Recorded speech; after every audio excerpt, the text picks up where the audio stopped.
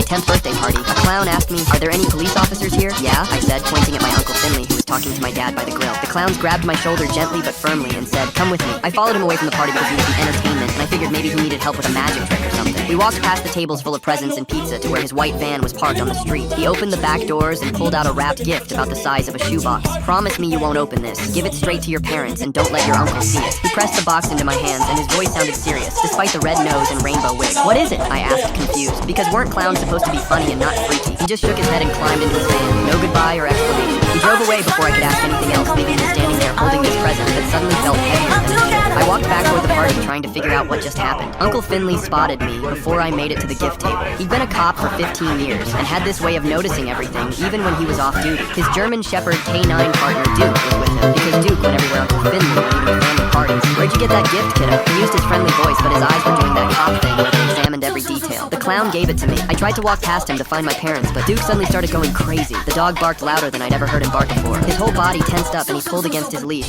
trying to get to the present in my hands. Duke was trained to find drugs and bad guys, so seeing him react like this made everyone at the party stop and stare. "Let me see that box."